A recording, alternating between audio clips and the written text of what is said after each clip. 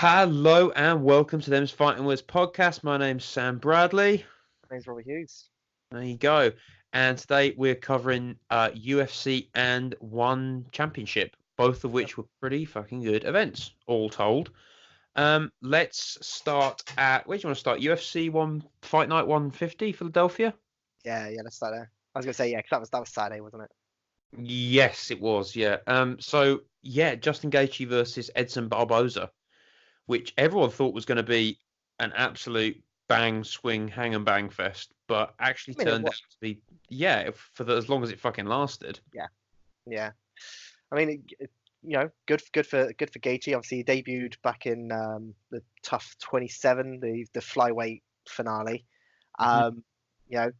Beat Michael Johnson then lost to Alvarez, lost to Poirier, beat Vic, and now beat Barboza. It's looking relatively good for him. He looked pretty decent. He had the crowd on his side. They were definitely, it was definitely a Gaethje crowd. But pretty much from the offset, both of them were working for the legs really, really nicely. But I mean, there's just the way that Barboza can switch up those levels on those kicks is ridiculous. If you watch it, you think he's going for a leg kick, and all of a sudden he hits you in the chin. Yeah, he's well, I think that's how a lot of people thought this was going to go down. I think a lot of people came in thinking Gaethje's good, but he does eat a shot or two on the way in. And he still ate a lot of shots. He still ate a lot of shots. Yeah, but I think a lot of people were thinking, well, if you're that kind of fighter and you fight against Edson Barboza, who, as you said, can end it with one flick of the hip, potentially this is going to go to Barboza. But no, Justin Gaethje got the KO, round 1, 2:30. Yeah, I've got to say the biggest problem for Barboza was he was just looking to turn it into just a straight up gunfight for too long. He was working in the pocket way too much. He was, when he was in the clinch, he was working really nicely, landing those knees straight into the body. But he just managed to. There was that sort of left hook counter that came in, sort of 2 minutes in, and instead of just looking to step that distance and then pick out from the outside, he just went in and just got caught with that that right hook when he tried circling out. It just wasn't a great performance by him. Yeah, it's a shame. I mean, I do like watching Edson Barboza fight, obviously. Technically, he's amazing to watch. Yeah, really amazing to watch. But yeah, a good win for Justin Gaethje. He got fight of the night, I believe. Yeah, fight of the night, the whole thing, which is weird considering it lasted 2 minutes 30. I mean, he did fold him up, and I think, reputation does a little bit count for something here. Do you know what I mean? It's still Edson Barboza, and Gaethje put him away inside a round. Really great performance. What do you make of Gaethje calling out Khabib? Oh, I mean, it's weird. Khabib is like, he is extraordinary amongst the extraordinary. So whenever anyone calls out Khabib, you got to sort of say, all right, okay, you think you can bring the fire, and you probably can, but Khabib is a different beast. Probably not yet. It's gonna happen at some point, because if he keeps fighting like this, they're gonna meet eventually. But if he keeps fighting like this, that means he's probably got another 2 losses to wait for now. Zing. That's my idea of it. It's like he lost to the 2 top contenders of that division in Eddie Alvarez and Dustin Poirier, and he beat the number 13 and then the number 6. If that's a championship run, dear God, we're screwed. What was he now, like 4-2 in the 3 for 2 UFC? in the UFC. 3 for 2 for the UFC. Oh right, well there we go then. Khabib's a monster. Gaethje is great, and I'm a big fan of Gaethje, and the matchup itself is really good, but it's way too. It doesn't work for me. Because you think, oh, Gaethje's good, he can hang in the pocket, as you've said, he can drop those bombs. Well, so can Edson Barboza, obviously not given the evidence of this fight, but so can Edson Barboza, and we all saw what Khabib did to him. Yeah, and the simple fact of the matter is, Khabib's chin is ridiculous. Yeah, apparently. The man's a freaky freak athlete. Yeah, Justin, you don't want that shit. Not yet. No, way too early. Let's kick down, but up to the middleweight. This performance of the night. Jack Hermanson beat David Branch. Arming guillotine choke. Again, round 1. Nippy card. Yeah. Well, no, because it starts to slow down way, Yeah. way really I quickly. think all the prelims were decisions, weren't they?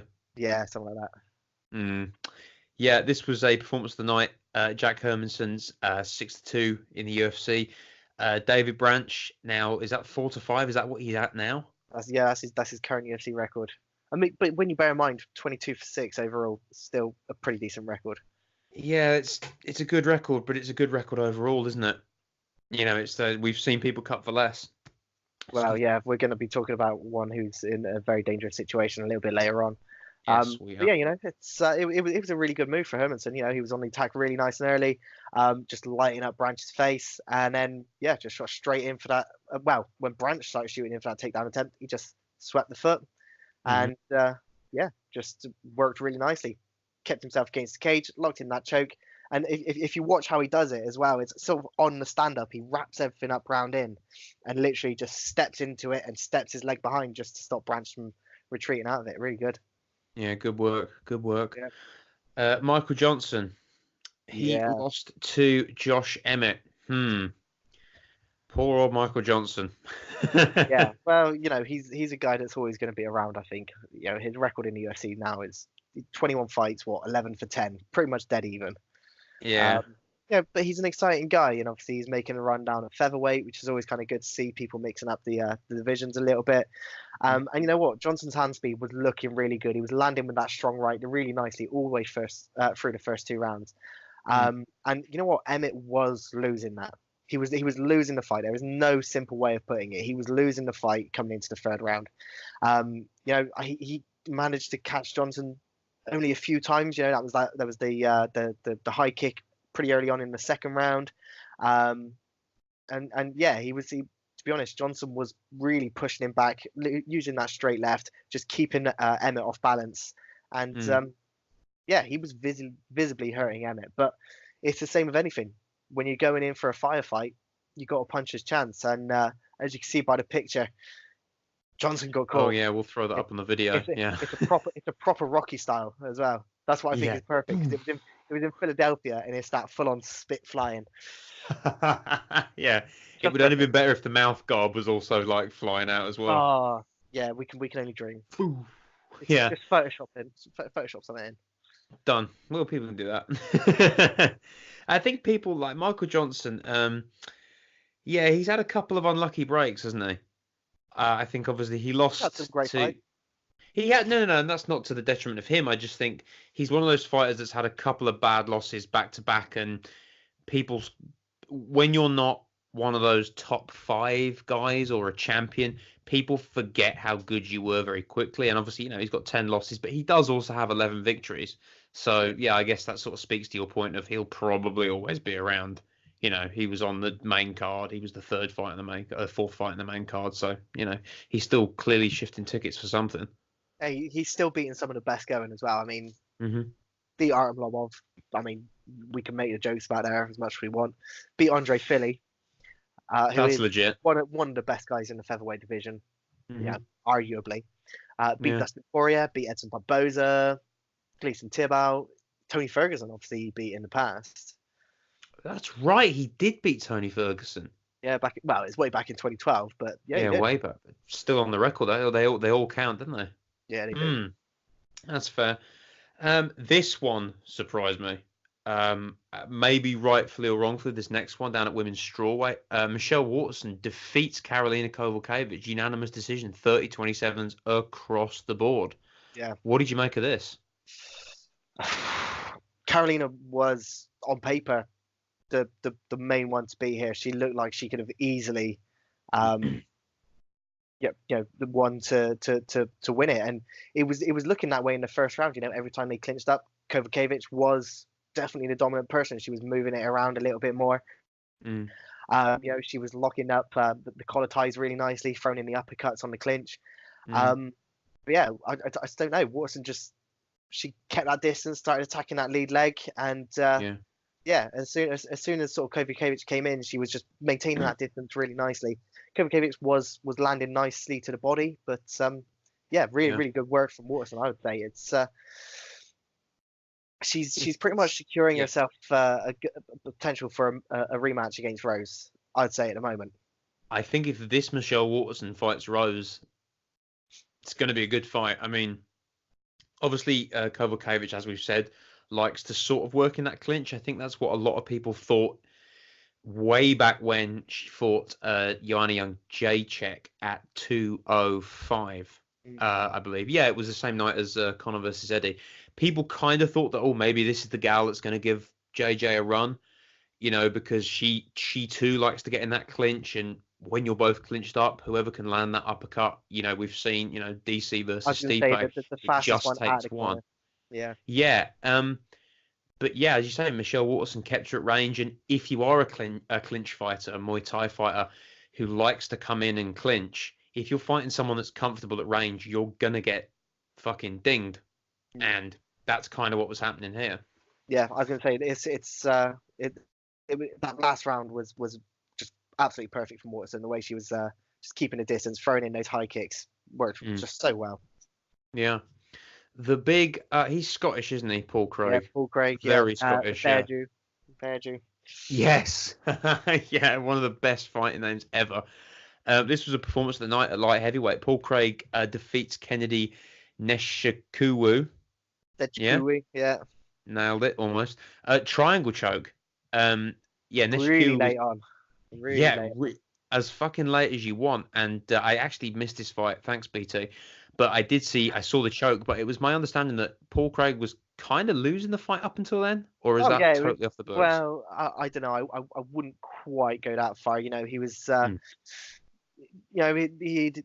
his striking was relatively good. He was connecting just enough to keep himself in the game as such, but he was just not having any success whatsoever with his takedowns. Attacking the leg really nicely, but he just constantly getting poked in the eye. So straight away his range was all over the place. I think there was pretty much an eye poke in every round, and then there was like two or three in the last round, and finally there was a points deduction. And you know what? To a point where doctor came in, had to be cleared. And then literally half a round left, and Sechikuru just defending takedowns really nicely, stuffed another shot, landed some decent strikes from the top position, and Craig just sort of went and shot in that triangle, and locked it up really nicely.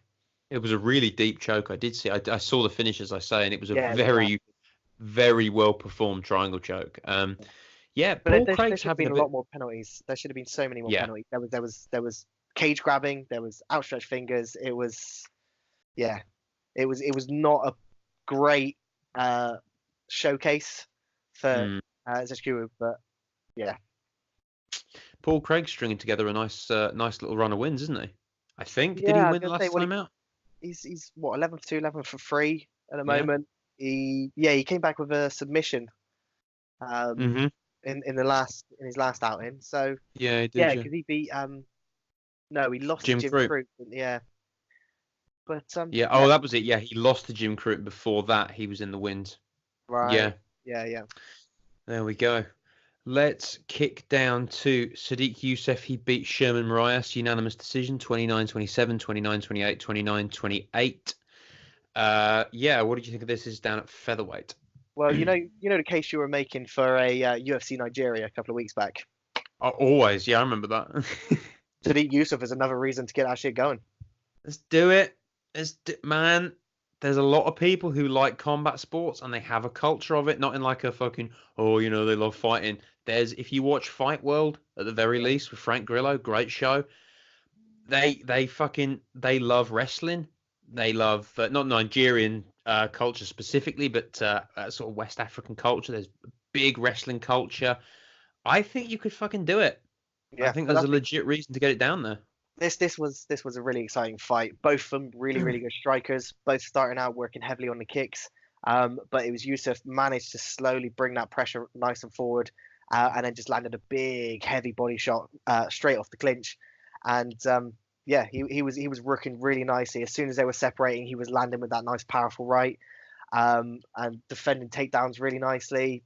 Again, working the kicks, bringing in those heavy hooks, and he was just causing a lot of damage. And even when it did end up going to the ground, he just managed to get himself into a nice mount position and just drop absolute bombs. Really, really good for him. Unload. Yeah. Another thing I was thinking about like a UFC in an African nation. Think about the local talent. Think about the good you could do with that event. You know, think about the local talent you could pick up and potentially, who the fuck knows? There could be another Francis out there or another whoever, you know. That you could pick up from a local promotion.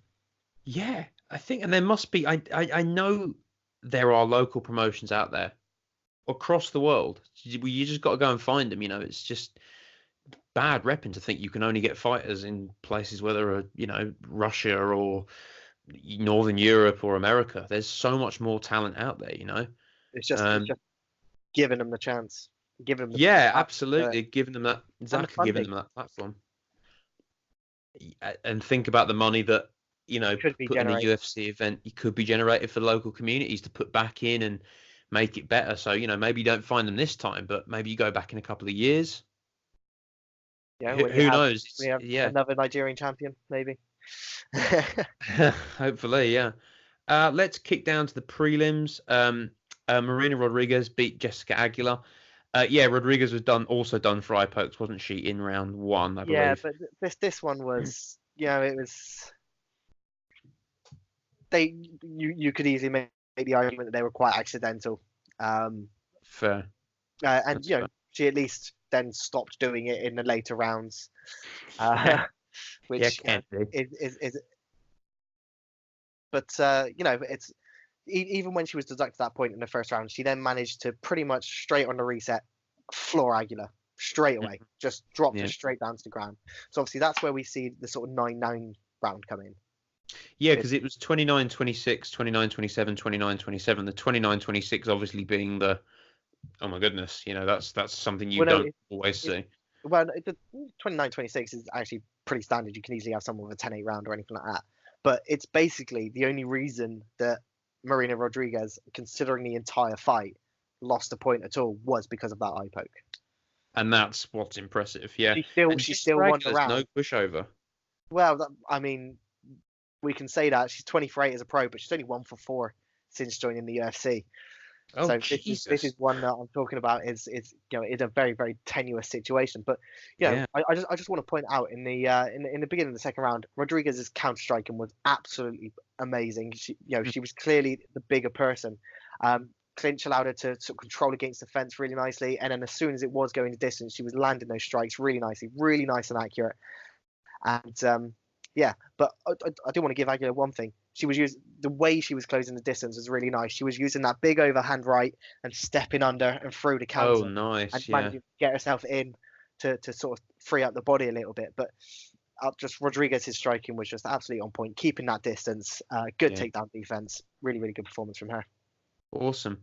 Desmond Green beat Ross Pearson TKO round 1, 252. Desmond Green, yeah, he beat Ross Pearson. I did just say that, didn't he? Yeah, Green just goes 3 for 3 in the UFC. Pearson 13 for 13. Yeah. Which, okay. I mean, not much else to say about that shit. Again, it's those people that you always have around because they can provide a good fight. You know what I mean? Yeah, as long as you're entertaining. Pearson striking was looking very, very good until the small fact that Green is one of those people that as soon as he grabs hold of you, you're probably going to go down to the ground, and that's exactly what happened. You know, got to take down really, really nicely, and just got himself into that good position. As soon as Pearson tried bringing himself back up, Green landed that perfect punch after punch, right on the button, and it genuinely looked like Pearson was going in and out of consciousness when those bombs were dropping. Yeah, it's never nice to see, but also kind of fun to see because that's why I watch it. Featherweight, Kevin Aguilar beat Enrique Barzola. Unanimous decision, 29-28, 29-29, 29-28. Barzola is now 5-1 UFC. Yeah. And Aguilar making his debut. Yeah.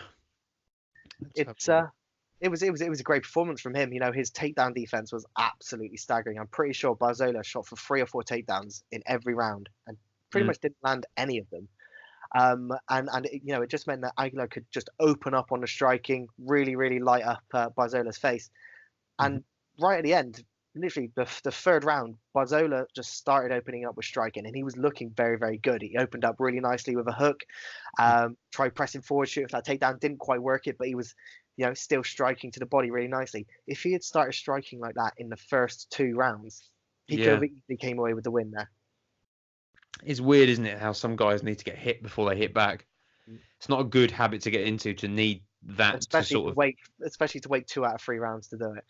Well, yeah, I mean, there's always, but you could say that even if he needs even if a guy needs a round to warm into a fight, if you spend that round getting dinged up, you're already not on the scorecards. I mean, obviously you would be behind on the scorecards, but you're already now possibly injured.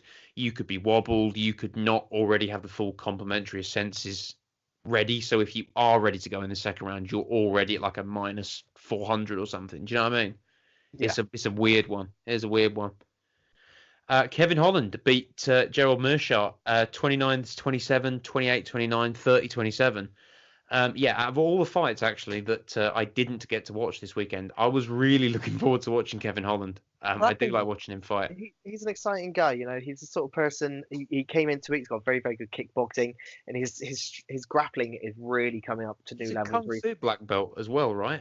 Yeah, I think so. Yeah, something like that. Yeah, that's why he has that kind of weird sideways stance. Yeah, that sideways long, kind of Connery, Stephen Wonderboy Thompson-y type stance, quite long, the arms up and out and all that sort of stuff. I think this fight ended up turning quite heavily, especially in the first round, to grappling. It's that both of them were shooting for guillotines, trying to take the back, and I really got to give it to Kevin Holland. His ability to scramble has really stepped up game since his debut against was it Diego?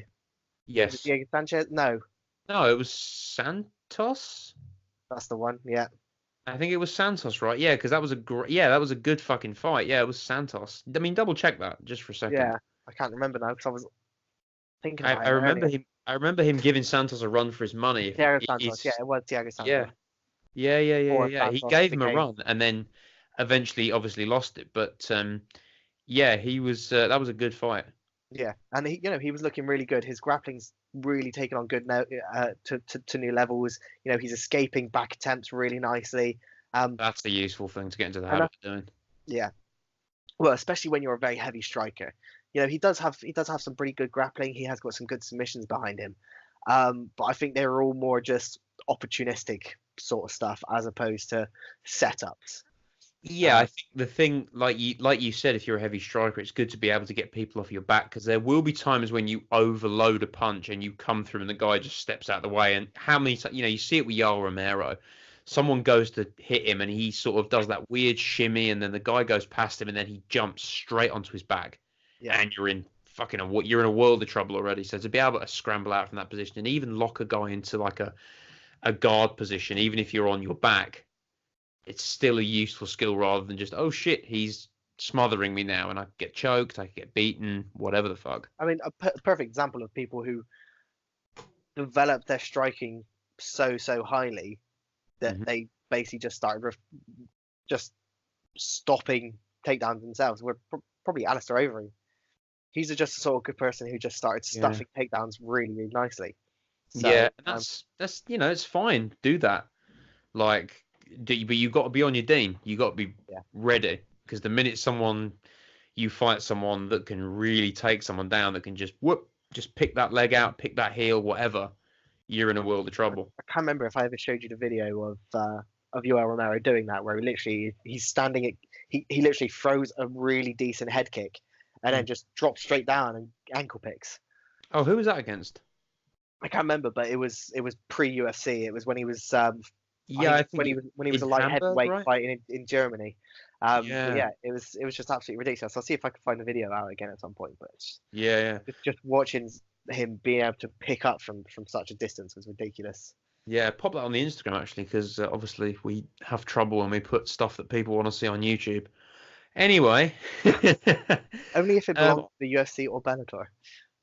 Bellator fucking hate us as is.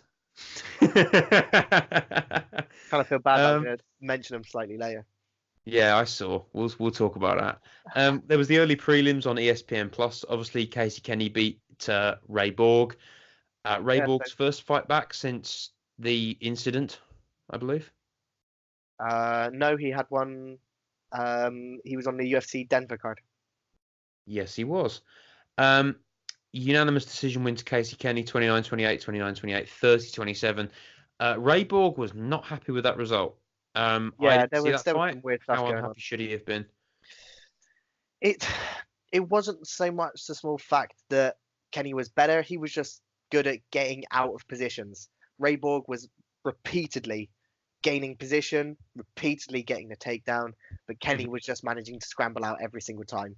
So Right, much okay. so that the entire decision was booed by the entire crowd. There was personally Oh, right. there was no way that he could have technically won that fight. Especially not in one person's case of 30-27. That's just absolutely ridiculous. Yeah, that is a bit But out there. got to give a little bit of something to Kenny. He's coming in short notice into the UFC.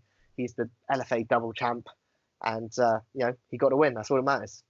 Yeah, doesn't Completely matter how agree they with go it. in. I don't think it's going to be playing very well into into his cards for getting a good fight going out of this, Hmm. because the UFC are going to openly have to sort of acknowledge that he kind of fluked that bit. But yeah, see what happens. I guess it's one of those times you just got to put him against someone you know is going to be a draw. You know, if you want to Yeah, build something out of him, and he's over here now, is he? I'm assuming he's here to stay, yeah. despite his LFA, double champ status. Oh yeah, no, he obviously had to um, give up his belt when he started with the UFC. You can't have a single. Yeah. No, no, It, no. You know what I mean. it's He's not not it's not like like dropping in it's to not like drop out. Bellator. Bellator, you can drop in and drop out until you're signed. That you can basically be on a one fight contract and that's it. You drop in and out Hmm. until you're a signed athlete, which is Yeah, basically how they fill up a lot of their cards. just don't put any fight highlights on Instagram. Oh, he's a bitch. Women's Oh, flyweight. What was that? Mariana Moroz beat Sabina Mazo. Unanimous decision 30-27, 29-28, 29-28. Anything on that particularly? just a really good performance by Moroz. She stamps that 2 fight skid that she was on, Hmm. um, and yeah, just really good performance from her. And just sort of Mazo, she's going to have to try and recover a little bit. It's her first professional loss, first outing into the UFC. Sure, she'll be fine. Yeah, it'd be fine. You lose your debut. It kind of sucks, but what the fuck are you going to do? And then to It's open. always that thing of you're going up against best competitions. So, unless you are a top Yeah. tier competitor already, you're pretty much always going to come in losing. And even we see when we go over and talk about one, even some of the best of them lose their debuts. Alex Perez to open the card. He beat Mark De La Rosa unanimous decision 30-27 across the board down at bantamweight, and that was the early prelims opener. Good little event. Yeah, I was gonna say Overall. great. Yeah, I, there's some really good finishes. I just want to quickly talk about Perez. Yeah. Really great performance from him.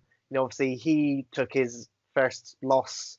Since joining the UFC against Joseph Benavidez back in November, Mhm. and he's bounced back really nicely. His wrestling was absolutely on point. He just absolutely controlled the position. Awesome. Now the main event. The This real main time. event. Yeah, This time. We are, of course, jumping over to Sunday night, was it? Sunday Sunday morning. day? That's Yeah, the because one. it was Japan night time, so that's pretty much. I think Yes, it of started course. at like 7 o'clock in the morning, something like that here. But boom. This was obviously ONE Championship's first foray into Japan, a new era. A lot of people will have probably heard about this because it will be the debut. It was the debuts for Demetrius Johnson and Eddie Alvarez, who were in sort of spectacular fashion jumped over from the UFC late last year to sign with ONE Championship. But there was also some absolutely cracking fights from people Oh you my god, recognise absolutely as phenomenal. stalemates. Yeah, from veterans of that league. Let's start at the top. At lightweight, Shinny Aoki beat Eduardo Foliang via arm triangle Yeah, in so round one. Shinya Aoki is one of the best grapplers in MMA history. Yeah. He's absolutely staggeringly good. You can tell that by his record, 33 for 8 with a Hmm. single no contest. There is a lot of there is some really top level competition over at ONE. And I'm going to have a little rant about that in a minute when we do get down to Eddie Alvarez. But yeah, this is the second time these two have met. Last time, November 2016, Folayang ended up knocking Shinya Aoki out in the third round to take the lightweight belt. And yeah, it's Shinya Aoki was really patient, just waited, shot for his very first takedown, just tied Folayang up really nicely against the cage, got that outside leg trip, dropped it down to the mat really nicely, and just sunk in that arm triangle choke. And dear God, it was so tight. Like, yeah. The way that was locked in was brutal. 2 minutes 34 into round one. Perfect finish for him. Shinya Aoki gets back the belt. Yeah, really, really excellent performance. And yeah, if you want to know how to do that arm triangle, go and watch that, because it was fucking tight. It was a nasty arm triangle. It's just a perfect setup. That's the only way of putting it. It's and big congratulations to them. Yeah, for sure. Zhong Jingnan beat Angela Lee. The unstoppable. TKO. Well, apparently, yeah. Was it the panda is better than the bee? yeah. It's yeah. Lee's striking was super fast. She was looking really nice, but the power, that's where it was. The atom weight coming up against the straw weight, the power was unfortunately all the way in Nan's favor. And there was one point in the fourth round where Angela Lee was close to capturing that title. She managed to cinch in a really tight armbar, but unfortunately, I was going to ask you about that. Yeah, what happened there? The clock ran. Yeah. Oh right. Yeah. Of course. Fuck. It's quite literally saved by the bell, because I didn't see any way out of that for Nan other than And luckily she just managed to hold out to the bell. Nan now is 9-fight winning streak. And Angela Lee taking her first loss in MMA. That's fucking mental. Middleweight, one of your favorites, I know. One of my favorites too. Aung Lang and Sang beat Ken Hasegawa. TKO strikes, 4:41 of round 2. This was for the ONE Middleweight Championship.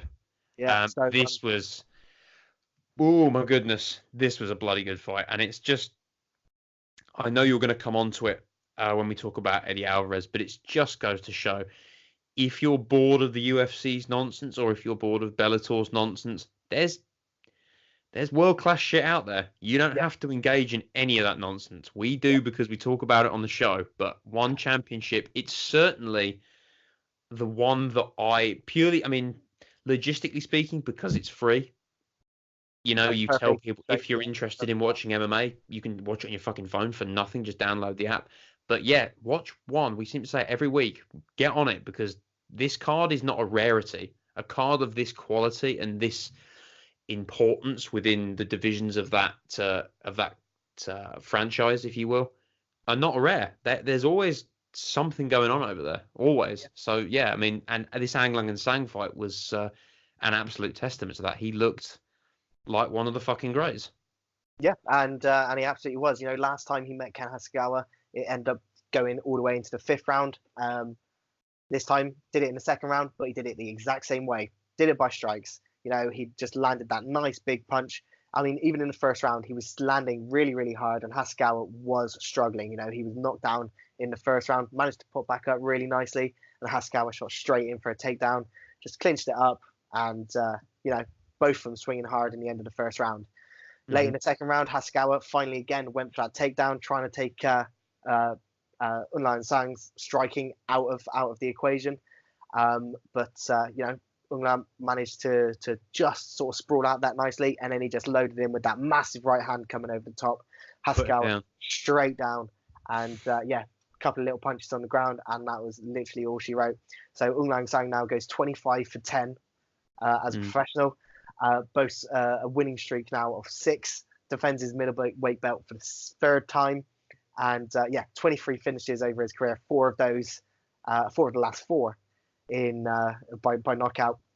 And if anyone watches the post-fight interview, you will also see that he was joined in the ring by the current ONE Championship heavyweight champion, who is going to be coming down to face Aung Lang Sang for his other title in light heavyweight.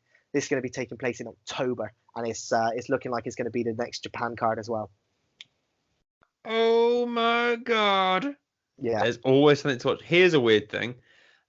We actually had a disqualification, which I know you've been following ONE Championship a lot longer than I have. I don't think I've ever seen a disqualification I think I've in seen about one. two. I think I've seen about two, Yeah. and this is one of Illegal them. knees, huh? Yeah, yeah, yeah, yeah. Illegal elbows, illegal elbows. Oh, right. Shit. Talk us Yeah. through that. Okay, so it's it was Kevin Bellinon versus Bibiano Fernandez, and yeah, it was pretty much just a couple of illegal elbows to the back of the head. When Bibiano Fernandez was deemed unable to continue, there was the Hmm. disqualification brought in. The rematch is already in the works, but the fight was looking pretty decent, really good striking from both of them, and that's the thing with ONE Championship. I feel you see a lot bigger range of martial arts on display Yeah, because everyone yeah, has their area. You have the Muay Thai guys, you have the left weight guys, you have the Bok guys, who the Mongolian wrestlers. I don't know if you've ever yeah, seen that. yeah, yeah. Worth the watch, and You you don't see see that a shit lot of that. come over here, though, does it? It doesn't really make stuff like left way doesn't make it to the West, so you never see. And it's But not I think just. it's going to change. That's going to I change because hope it does. I hope it does because you see a lot of people say, "Oh, well, left way is just Muay Thai with headbutts." Not yeah, it is. really. It's well, yeah. I mean, yeah, there are headbutts, so get off on that. But it's not because the way you throw a headbutt, for example, can also change the way you lead into a kick or change the way it's all very very different stuff that you don't see. But yeah, I know what you're going to say. They're putting it on the Fight Pass, Fight huh? Path. Yep. There's two promotions going on to Fight Path. Let's move further down. No So we're excuse to yeah. after the four title fights. That's right, four title fights. The only people that are going to be beating that recently is going to be Cage Warriors in June, who are going to be having five on their main card. Only yeah. Yeah, This was Ali Demetrius Apollo. Johnson, his first outing, and he won it in exactly how you want Demetrius Johnson to win it. He won it by a submission, round two, got to show off.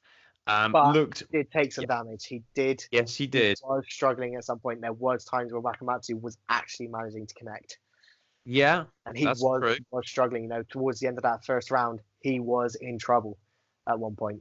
You think? Take us through it. Well, so it was straight away. Wakamatsu just pushed him back to the DJ back to the cage. DJ looking to shake things up really nicely. Tried shooting for that head kick, but it was being blocked really nicely. And that's the thing. He was starting to shoot for those double legs, but Wakamatsu was sprawling quite nicely. Decent scramble, another takedown defense from DJ went a little bit weird, and Wakamatsu ended up on top of DJ. Hmm. DJ coming in, doing something that we haven't really seen him do all that much, and that is the sort of dirty boxing in the corner. He's more of the guy that likes to stand out and Yeah. shoot in for those double legs. But he was in and he was working the body really nicely. Got that nice takedown and tried shooting for the Kimura, but Wakamatsu, fair play to him, managed to just sort of buck him off. And it was the second round, sorry, where he ended up wobbling DJ really, really early on. Right, right, right. He just had that big overhand right come in and connect, and he almost connected with a nice sort of uppercut coming in from that left in response. But DJ just managed to duck under and shoot in for another takedown, lock in that half guard, quickly moved around to the side control. And there was a little bit of a cage grab from Wakamatsu at one point. But this was what set up that big power guillotine attempt from DJ that ended up just locking it all up in nicely. Mm. Take us through the weight over at ONE Championship. Flyweight at ONE Championship is what weight? 125 to 135. Right. Everything So now, shifted up one. yeah. So now DJ, because here's the thing, like obviously the flyweights that DJ will have been used to fighting, potentially just putting it out there, are guys that have been dehydrated perhaps or whatever. Now DJ is obviously good at recovering from that, which is fine because I know for sure he doesn't fucking walk around at 125 to 135. I walked around about Absolutely not. 40. Yeah. So he's used to getting that weight cut down. He's going to be fighting guys that are in better nick in ONE Championship, guys that won't have had I can to perfectly agree. absolutely torture themselves. So it might be a bit more of a challenge for him. I think we're going to see him take a little bit more damage than we are maybe used to. Yeah. I think, but if he can fucking do it, if he can do it and take that belt into, he's the goat. He's the GOAT. He surpasses George St. Pierre for me at that point. If he can take a belt in a different division and one that has such a rich version of his specialized division, I think for me, a 2 promotion champion is better than 2 belts in the same promotion. I mean, we can open that up to fans. What do you think? I don't know. That's just me looking at that. I think, to go into a whole new pool of fighters with a different rule set, I think and still take the belt. Yeah. I think you can make the argument. But I'm looking forward to seeing when is this next round of this going to kick off? Do we know? Well, there's going to have to be another fight because one of them had to be dropped from Sunday due to injury, and that is going to be DJ's opponent. So I think we'll see it all summed up by the end of the year. Okay, cool. Well, that's what a nice thing to look forward to. We got one more quarterfinal, we got 2 semi-finals, and then the final. So yeah, I'd say probably by the end of the year. Yeah, because you got to say it's a couple of months between each fight. Yeah, I suppose that makes sense. Because I think we'll see the quarterfinal within the next 2 months because the injury doesn't seem that severe. And then potentially 3 months after that we'll see the semi-final. Another 3 months after that we'll see the final. So I think actually sort of November, December time is where we'll sort of see it. Sleigh bells.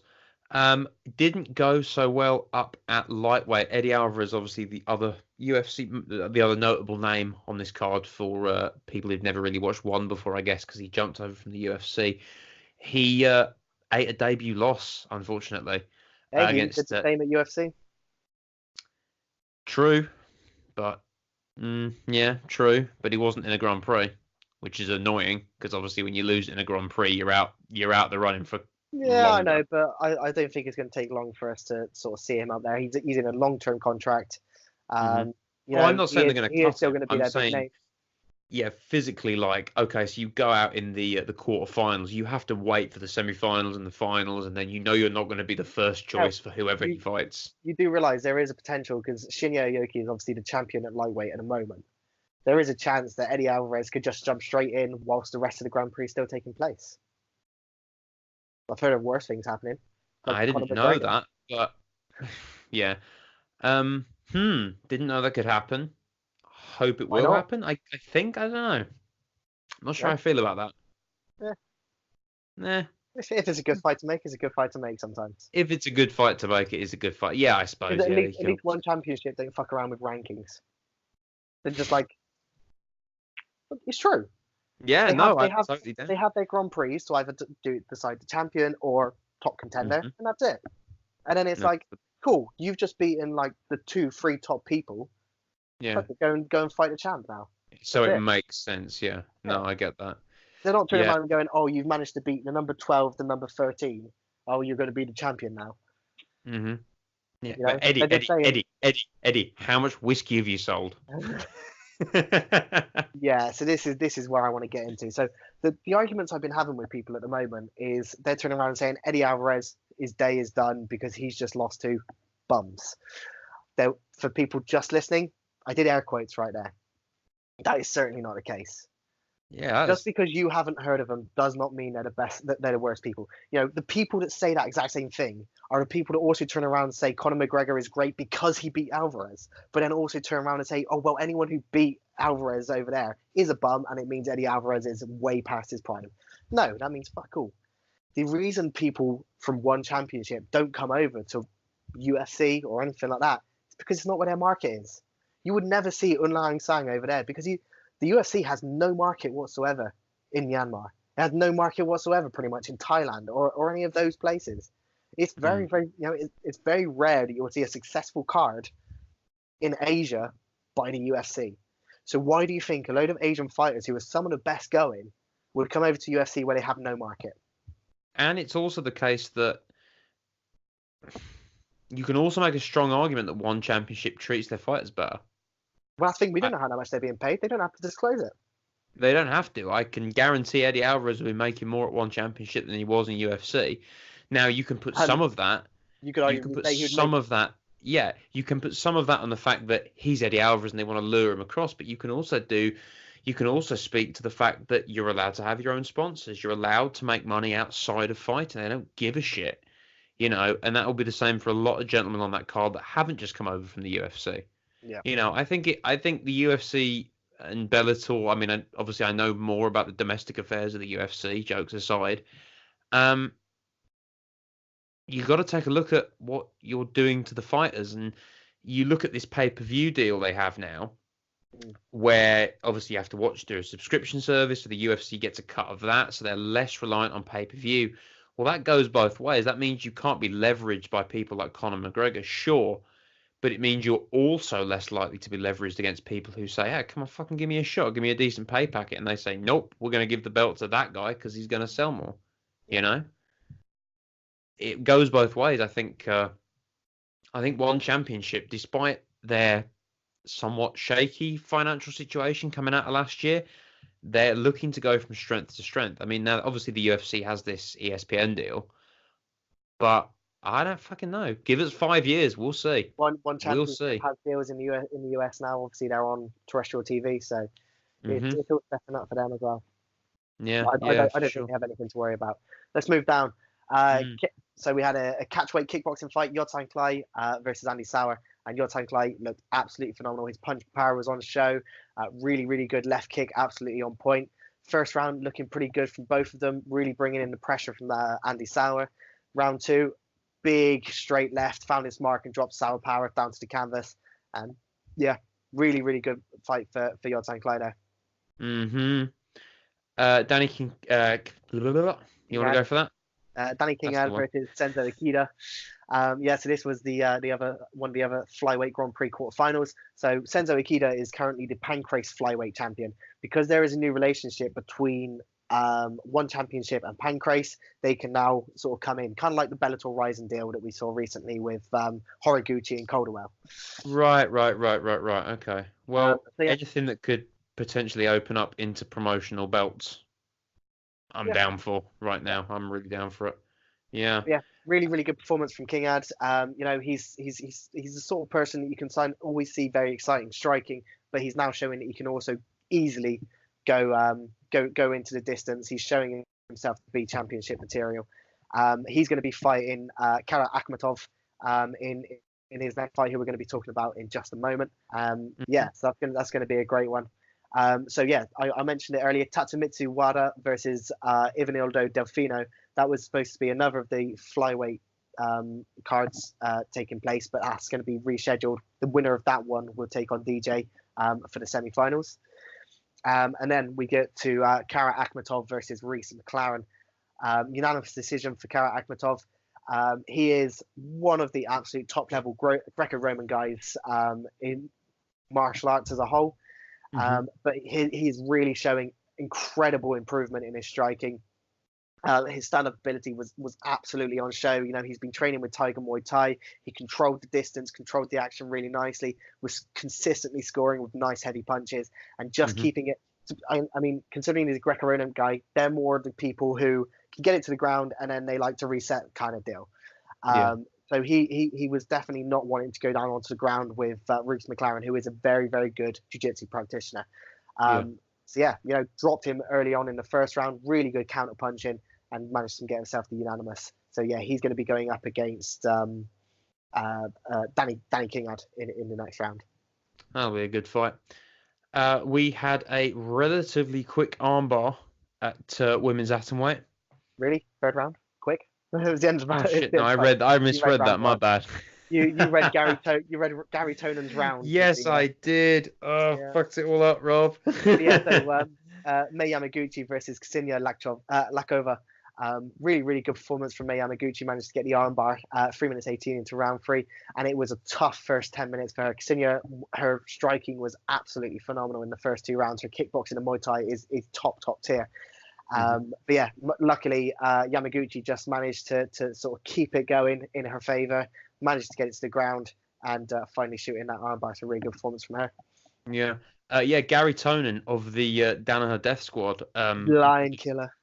Oh mate, a guy that John Danaher has spoken about at length about how good a grappler he is.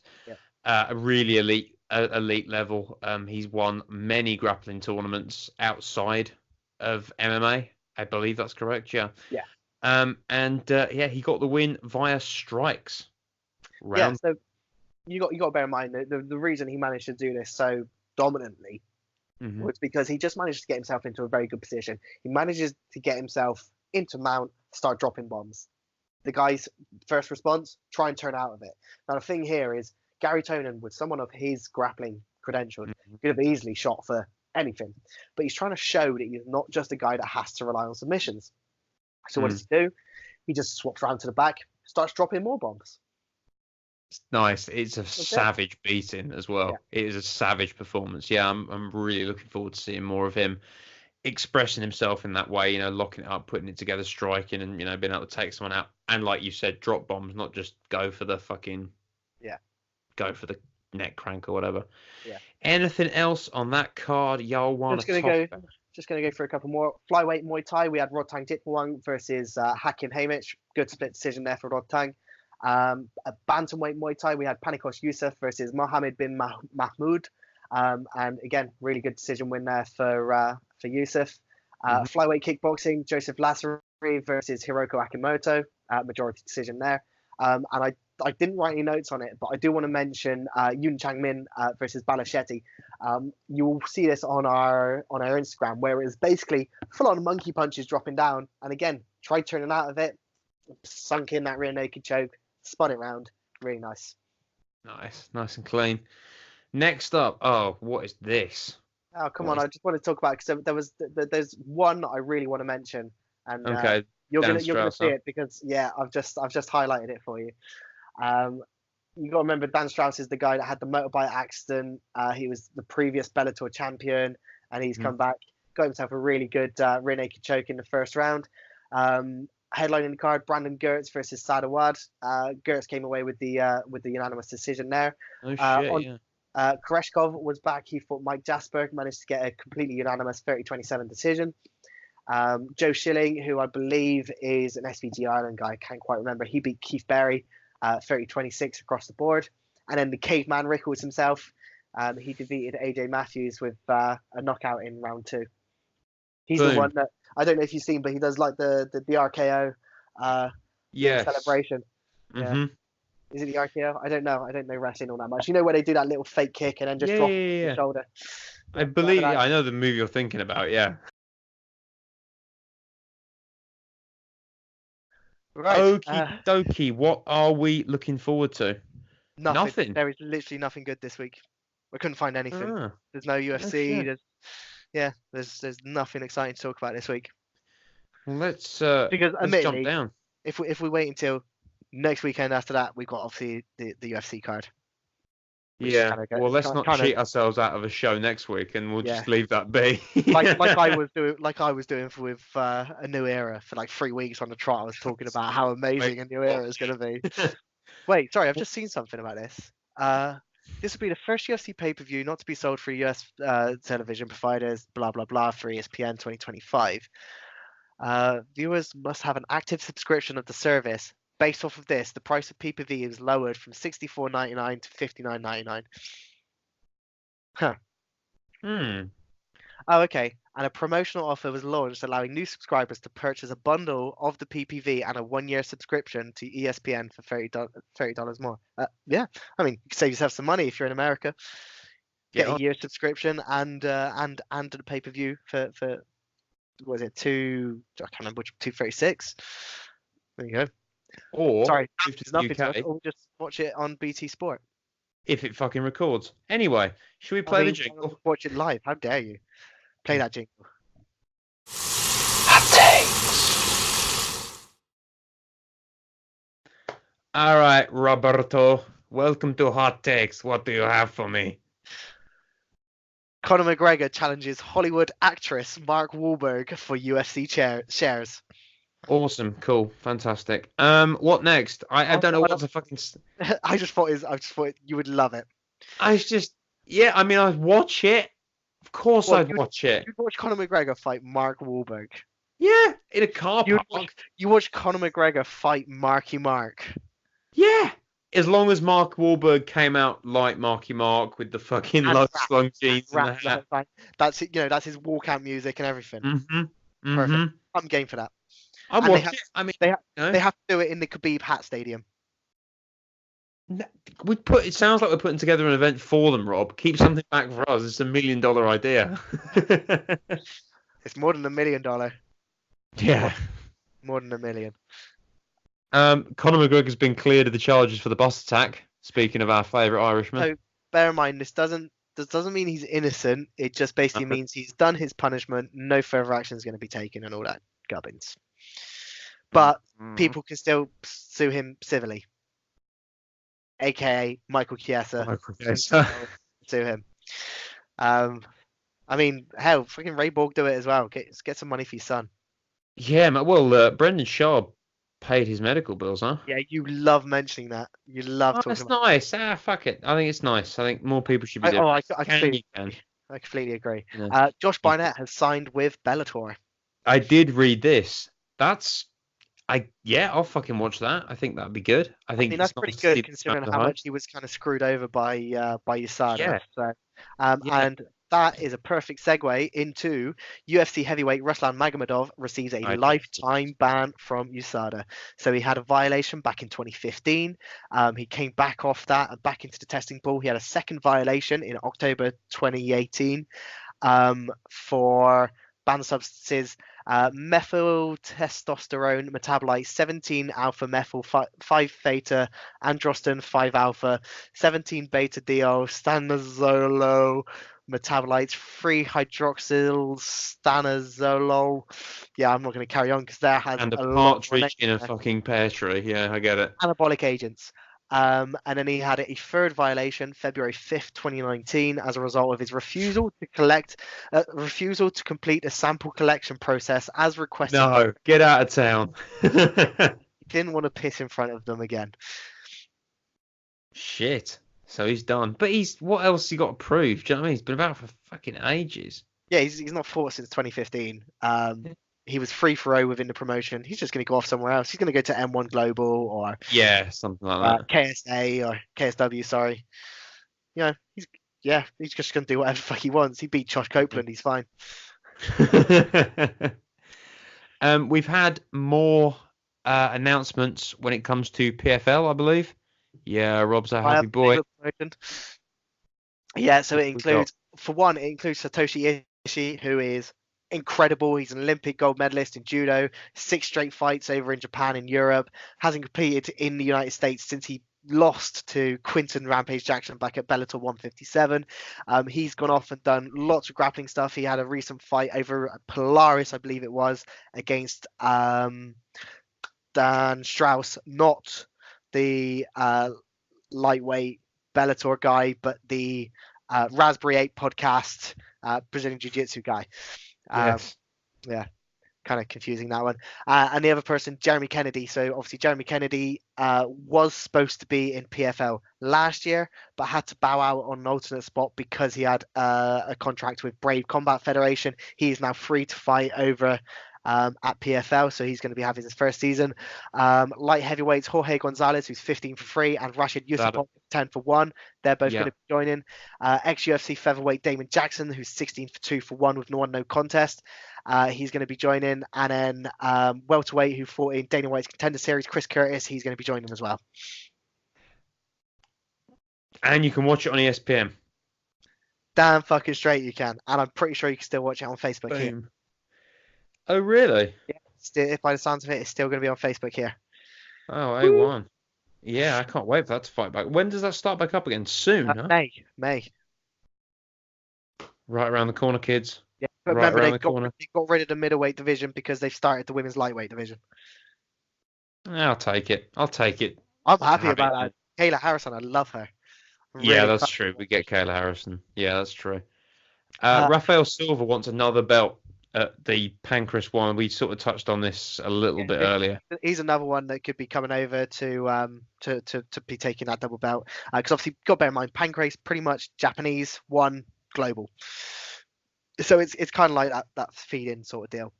Mm-hmm. As much as I did see of the UFC, despite BT's best efforts, I heard that Dan Mercigliata had quadruple heart bypass surgery in fucking February, I think it was, something, and he's back. Maybe it was later last year, But yeah, I just wanted to shout out to him that it's great to see him back. And also Edson Barboza lost the fight, but then went straight home to the hospital, and his wife had a baby.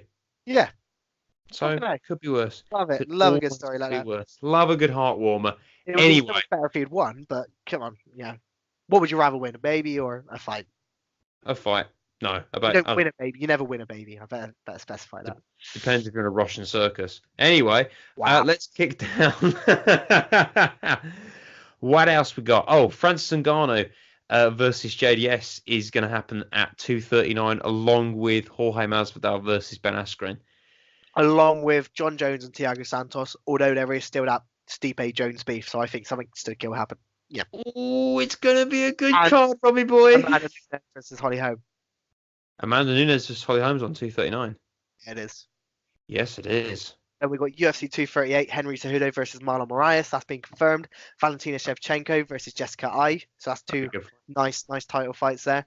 And then Tai Tuivasa versus Blagoy Ivanov has also been announced for 238. Have you seen Husiev? Have you seen Husiev from Asia says that Henry Cejudo is jumping the line at 135 and it doesn't make sense? It totally makes sense. He just beat the 135 champion. Who was juicing? Banged, man. What the fuck? That makes that what he said makes no fucking sense. I know. Henry Cejudo is the perfect guy to be there right now. We are getting Tyron Woodley versus Robbie Lawler 2. I'm a big fan of that shit. I can't wait for that. I'm so glad they've done that over the Askren rematch. I think that's going to be a great fight. Oh, yeah, thank God. Yeah, it had to be that. Mm-hmm. Gegard Mousasi versus Rafael Lovato Jr. has been rebooked for Bellator London in June. I think that's going to be June 22nd. Yeah. Also on that end, James Gallagher is going to be expected, and so is Paul Daly. Ah, that will be good. Daly out of the welterweight Grand Prix. Mm-hmm. Jack Marshman, I talked about him after his UFC London fight and how he deserted his post to fight at UFC London. He has officially received a formal warning from the British military. And that's probably because he won. If he'd lost, they would have definitely sacked him. Yeah, definitely. Can 100% agree to that. Some PVZ news, which I know, you're always interested in from a totally objective level. Don't do the face. Yeah, of course. Never do the face. Paige Van Zandt's making commentary debut, M1. Yes, it's going to be on Fight Pass. Mm-hmm. Which I'm going to have a listen just to see what goes on. Yeah, I'm trying to talk about this diplomatically. I don't know. I don't know if I'm going to be interested in what she's saying when I can't see her. But moving on. No, I genuinely, I love seeing a fighter come out and try and make a career for themselves when the fighting might end. You never know when they might have to leave the fight game, and to set yourself up. Perfect example, Michael Bisping. Paul Felder's doing the same thing. Paul Felder. See, Mike Perry is stepping in to fight Alex Oliveira at Fort Lauderdale, which is. He has a little 2 weeks, 3 weeks for. I can't remember. Let me just have a quick look. Nope, that's St. Petersburg. We got Florida, Ottawa. Wow, this must be really far in the future. Well, hopefully he has better luck with this cowboy than he did the other one. That's my. How dare you take my joke? Too slow. If you Google that quickly, you could have dropped that zingy yourself. You're an absolute piece of shit. UFC for Lauderdale. When is that? Oh, it's Romero versus Jakar Souza. Oh, okay, that's the end of April. Oh. I don't know. Why are they calling it that? It says it's just Sunrise, Florida, but okay, that's Fort Lauderdale. Right. Megan Anderson's fighting Felicia Spencer at UFC Rochester. So happy. I love Felicia. Yeah. It's going to be great. I I like Megan Anderson as well. I think it's Yeah. going to Well, be a damn good it's just fight. the fight that was supposed to take place over at Invicta Championship before Megan Anderson came over to the UFC. So I'm excited. It's going to be great. That is hot takes. There is no recommended read this week. Sam's not doing his homework. There is. It's true. It's true. I did bunk off this weekend, but it's good job you're so prepared and handsome. So I'm going to let you off. We have a recommended watch though, I believe. Yeah, we do. Going all the way back to 2005, going to Pride. And it was their New Year's Eve card in Saitama, Japan. Reason I want to go on this one, just because of the sheer names that you got going on here. Kazushi Sakuraba, Mark Hunt, Mirko Krokop, Vanderlei Silva, Hidehiko Yoshida, Takanori Gomi, Sakurai, Dan Henderson, Bustamante, Fedor Emelianenko, Alexander Emelianenko. It's just so stacked. It's so great. There's a buffet of violence. Yeah. And some really great finishes as well. Yeah, yeah. All right, buddy. That's that. Shit. That's that. Well done. Yeah, so I guess next week will be a look ahead to the UFC event that will. Yeah, we're gonna have to do a week. solid breakdown of the fight that's gonna be taking place. Otherwise, we're gonna be really low on the ground. Oh no, we're gonna have to do a whole hour of speculation and myth making for the minds of us. I think we'll be all right with it. Yeah, we do pretty well with that, don't we? Yeah, man. All that's left to say is thank you for listening. Check us out on Instagram. Obviously, we've got all the highlights. You can find all the cool stuff that Rob finds online there as well on the Instagram account. iTunes, Spotify, SoundCloud. I have been Sam Bradley. And YouTube. Yeah, we're getting that up and running. We got a couple of bits, and we got some extra content that are going to be dropped on there as soon as I can get it put together. As soon as that's bunk enough. I fucking... So you got good teeth as well, Rob, and just general good bone structure. That's why I like you. Yeah, so I'll let you off. Into that. I've been Sam Bradley. I've been Robert Hughes. We will see you next Tuesday.